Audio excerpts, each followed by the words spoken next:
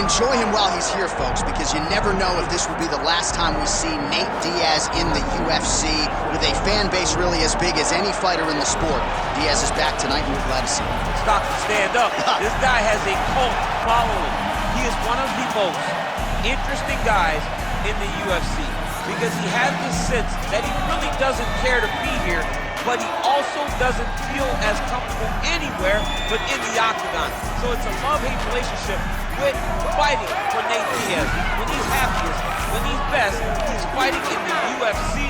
A guy that boxes, unbelievable, but I think it's the attitude of Nate Diaz that has made him into one of the biggest stars that we've ever seen in the octagon. He had a couple of life-changing paydays against Conor McGregor, the win at UFC 196, the majority decision loss at UFC 202. Which to this day he says he won, right? He thinks he won that fight. But one thing goes without saying, and I'll say it anyway, when Nate Diaz fights, the world is watching, and that is the case yet again here tonight.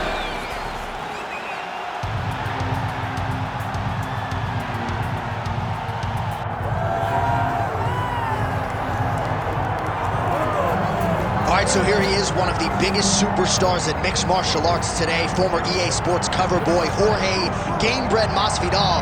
Man, though, that BMF title fight feels like a long time ago. What does Gamebred have to do to get on track here today? He's got to get a victory, right? That fight against Nate Diaz was the fight that truly pushed him through the roof. But then it was setback after setback. He has to make adjustments if he wants to win the fight tonight. He's got to use his tremendous boxing and his great takedown defense to allow for him to earn a victory. That's the most important thing right now for Jorge Masvidal. Yeah, he's got a lot of jiu-jitsu skills as well, but ultimately he wants to keep this fight on the feet and showcase his striking skills. Figures to have a pretty significant advantage in that area in this matchup tonight. Jorge Masvidal, ready to go, and so are we for our main event. Our tale of the tape for this lightweight championship fight. Now for the official introductions, here's Bruce Buffer. Ladies and gentlemen, this is the main event of the evening.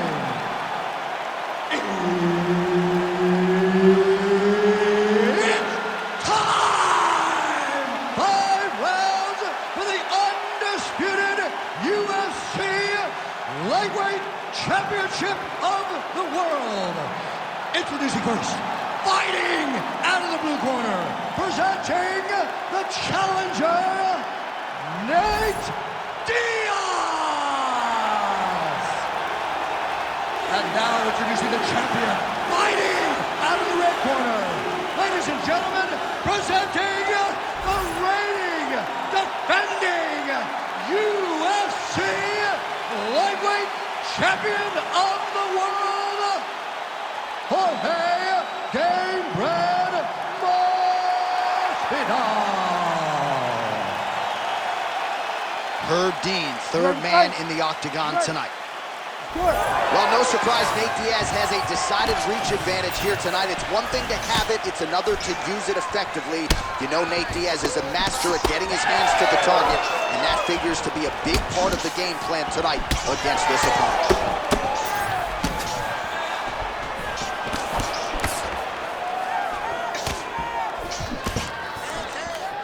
Oh, a huge block there. Oh, heavy kick to the body. Oh, beautiful counter with the jab. All right, early in the fight here, and Nate Diaz off to a pretty good start, found a home for that left hand. I mean, and it's powerful. It does not seem like Nate is throwing it hard, but he always finds his target. He's very accurate with that straight left hand. So he kind of feeds the right hand to get you moving where he wants, and then bang, he drops that straight left on you that hurts so many. Hurt Conor McGregor, and he hurt the welterweight champion, Leon Edwards, in the same way. Defensive savant, he blocked that punch. Just over 3 minutes to go, round one. Trading huge shots. Let's see who's going to be the last man standing. Big power shot there. So just over 20 total strikes have already landed for Nate Diaz.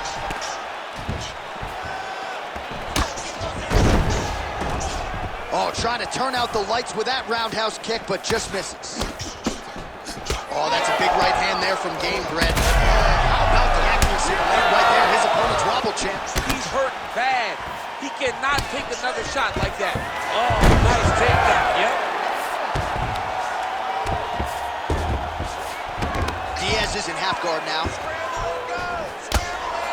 Nice movement to avoid some of those strikes from the top. Back to his feet.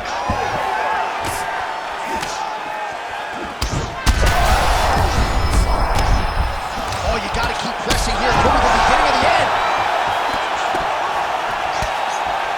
All right, so now blood is a factor. You see that he has been open. Oh, yeah! Oh! That's how you control a fight. Keep fighting behind the jab. Under a minute to go. Massive body kick land. All right, so now we start to see some redness underneath the elbow. You got to think he's going to continue to attack the body with all of his strikes. Well, his opponent has not done anything to deter him.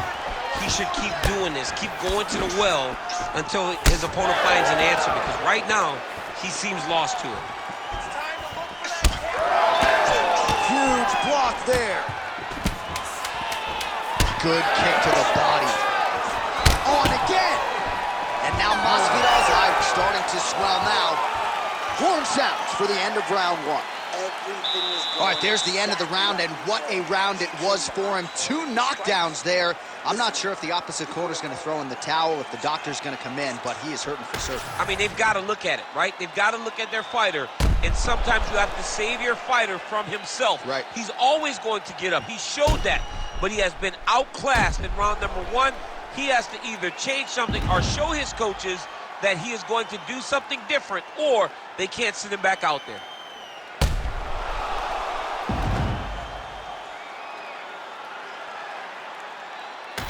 All right, DC, here we go with the start of our second round. Jorge Gamebred Masvidal versus Nate Diaz. So he's really starting to put together some significant body shots here. These are going to take their toll as this fight goes on. Beautiful strike. Great job getting that kick home. Nice body kick. Masvidal's head kick is blocked, so no damage inflicted there. Oh, you land, I land. Is that what you're doing? Right there. I'm not sure his opponent knows where he is. No, he is on Beat Street right now. He's seeing Tweety birds over the top of his head. When you take a hook like that, you are on wobbly legs. Oh, nice body shot. Huge left hand.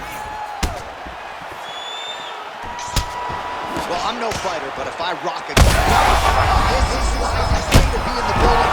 Back and forth we go. Back to the feet.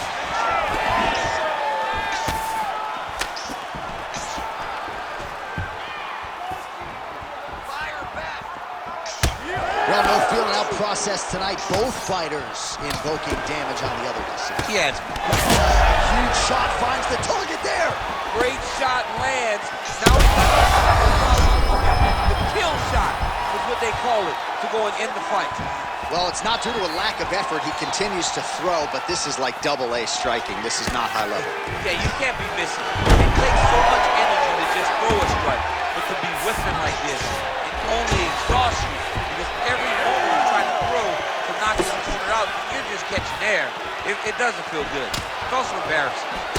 Well, for years, Tyron Woodley had said Jorge Masvidal is the best boxer on this UFC roster. Certainly showed you the hands there. I mean, he's showing it, man. I mean, he's showing it, John. This guy has an ability to stand and box with anyone in the UFC. And that was on full display when he beat Nate Diaz. All right, we'll see if he has any response here. His opponent continues to land. A lot of swelling. You don't really stand after you take a head kick like this. That is such toughness to even be on his feet right now.